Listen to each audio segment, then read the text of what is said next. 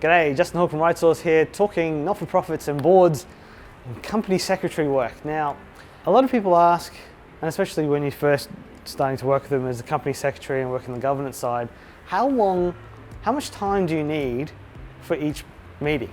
And so say for a 2 to 3 hour board meeting, quite often my response is around 15 hours, 15 to 20 hours depending on the complexity. People go, really? That's a lot of time. And I suppose it comes back to, so what I want to talk through today is a little bit more detail as to why it takes that long, ideally. And philosophically, it's really about planning versus execution. And the more that you plan and prepare for the execution, the smoother the execution will go. So it's like the analogy, the most efficient way to cut down a tree is you actually spend more time sharpening the axe than cutting the tree. So how do we sharpen the axe for board meetings? This is what we want to talk about today. So let me talk you through a normal cycle that we would do, ideally. And you can't always do all of this, but this is, I suppose, giving you an understanding of, from a company secretary point of view, what I would see is the ideal cadence in getting ready for a board meeting. So where I would start is you'd want to have a meeting with the CEO and the chair to talk about the agenda for the upcoming meeting. So you want to do this 2 to 3 weeks out, maybe even 4 weeks out, depending on how often you're having board meetings, to really talk through so with the CEO, being able to have the CEO say, well, this is the issues that are coming up, these are the things we need decisions made on, this is the projects that are underway that we want to talk about. Throw that into the mix. The chair would obviously have specific items that the board's interested in seeing, that they're wanting to follow up on, that there's information that they're seeking. And then I suppose where the COSEC comes in is also making sure that what's on the work plan for the board, specific obligations that are coming up, AGMs, financial reports, but also in terms of normal governance processes, in terms of reviewing policies, making sure performance reviews are done. Those things are considered in terms of the timing of the board. So you throw all of that together, and that can be a lot of stuff. So the three of you are then able to talk through, okay, what's the priority for the meeting, and then also what's the flow of the agenda, so that you can have specific time where executives are there, you can have in-camera sessions if you need them, and the flow of the meeting then works efficiently and moves from one topic to the next, but also takes consideration on how long that meeting's going to be. So sometimes you actually have to cut stuff and say, well, we've got too much on, we're going to push that either to the next meeting or look to have an ad hoc meeting if there's something like a large topic that needs some larger discussion but's urgent, and book that in, or defer it to the next meeting. Or even some stuff where it comes up like, well, that doesn't actually need to go to the board, we could put that to a committee. So it's really that planning stage on what are we going to talk about at the board meeting to make maximum use of the time. And also, I think you want to make sure that the really heavy stuff is up front and the lighter stuff to an extent is towards the end, because people's attention and time does tend to wane towards the end. That's the first step of that meeting, in terms of setting the agenda. Once you've sort of got a feel for the agenda, it's also then talking through not necessarily the detail of what's in the papers, but what sort of your shared expectations of the papers are going to be, and also the decisions that you're asking of the board, because this is quite important in putting the papers together. What decisions are you asking of the board? And that should all tie into the agenda. So then you can go away from that meeting, at least the chair knows what's coming forward. The CEO and the company secretary can then go away and make sure that the next step is done efficiently, which is creating the papers. So creating the papers there's a bit of an iterative process.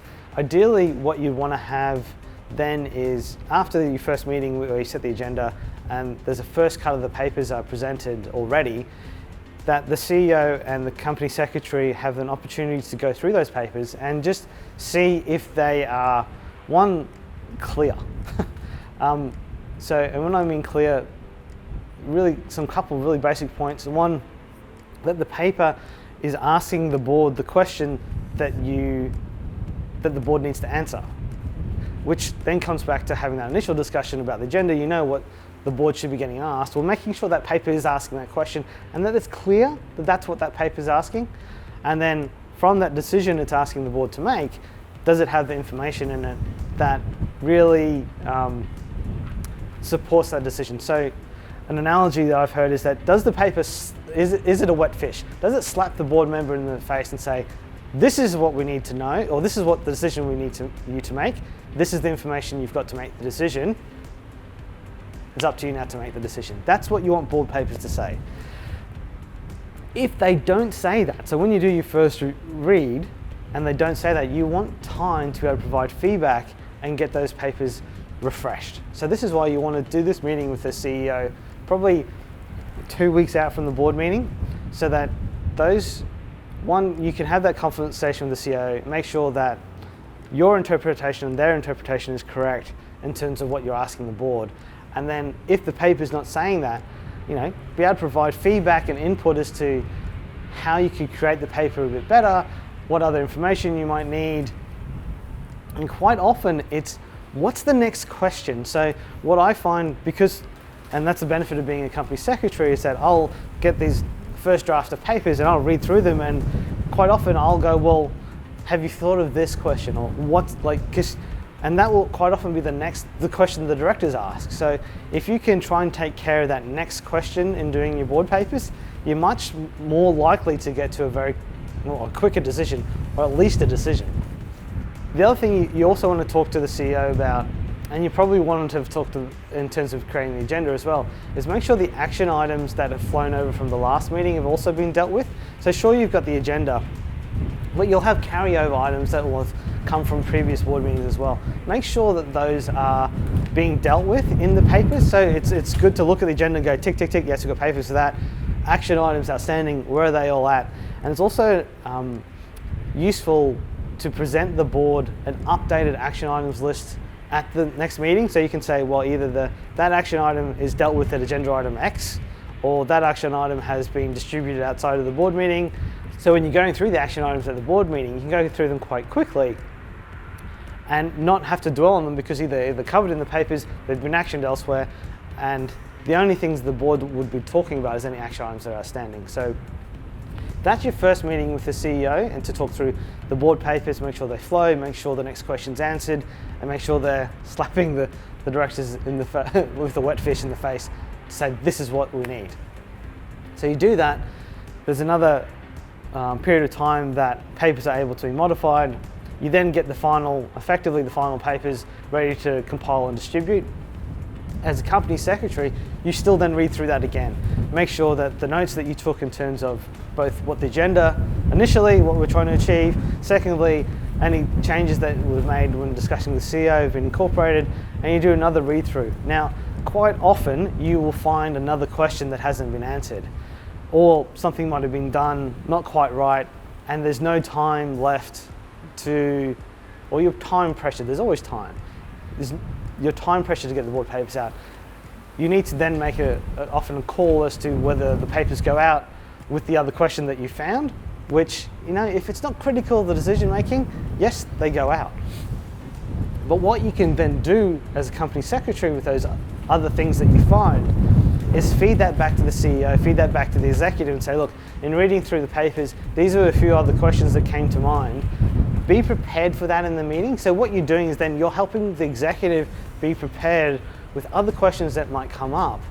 Because I know in working in a board setting, when you present a paper for a decision and then a board member goes, oh, but what about this? No one's thought about it, and that means then it's important enough that the board want to make sure that the right decision's made, then the decision gets delayed.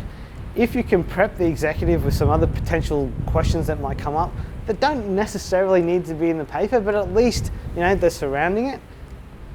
If they're ready to answer that next question, again, that can help the process at the board go a lot quicker. There's not sort of umming and ahhing, or we'll get back to you. There's like, yes, we've thought about that, or yes, I've got that information here if you need it. Bang, here's the answer. Off we go. And so what you've done by preparing the agenda, so when doing the board papers and answering that next question, so by preparing those three things, you then, as company secretary, effectively should be able to write a fair chunk and what we would call a shell of the minutes, because you've got the agenda items, so you can fill that all in. You've got the decisions that are hoping to be made from all the papers that have been presented, so you can fill all that in. And that really leaves you a shell of minutes that you can then effectively just capture the discussion around those points. By having that shell in place, it allows you as the company secretary to be paying a lot more attention to the meeting rather than writing all the minutes or a lot of the minutes as you go, and really being able to distill the conversation down as you're going in that meeting and understand the decisions that are being made and the questions that are being asked. So now we get to the meeting proper. You should have clear papers, a clear agenda, a good flow. Decisions should be made quickly. All the information's in front of the directors. This is just going to help the board meeting go a lot quicker, but not necessarily save time, but allow the right questions to be asked and allow directors the time to contemplate the decisions and make the best decisions for the company, which is the point of the board and what you get to as an effective board. So I'm not going to go that's sort of the end of the process almost. The last step then in preparing for a board meeting is capturing those minutes and those action items and distributing them quickly after the board meeting. So that way you can then get into the flow of setting the agenda for the next meeting, because you want to sign off that last meeting and have the actions captured, the minutes done, and then roll into the next agenda item. So they're all the steps that we would take mechanically, I suppose, in terms of preparing for a board meeting. Now, there's a lot of stuff that might happen outside of that as well in terms of other communications that are happening, and making sure that information's flowing around at that path to create all those papers and answer questions directors have in the meantime. So that's, I suppose, why in some respects preparing or doing that company secretary work well does take longer than you'd expect, but also at the same time it allows the board to act a lot more efficiently and hopefully come to a better decision or support decision making that is more valuable to the organisation. That's it for today. That was really a discussion in terms of how you prepare for board meetings. If you enjoyed today's video, definitely feel free to subscribe or check out the other videos that we've got on YouTube. We've got a lot there in terms of board governance and not-for-profit. Otherwise, if you've got any questions, feel free to chuck them in the comments below. Check me out on LinkedIn. Always happy to answer a question that you have on your not-for-profit board. Otherwise, thank you for your time today. Appreciate it. It's Justin Hogg from RightSource.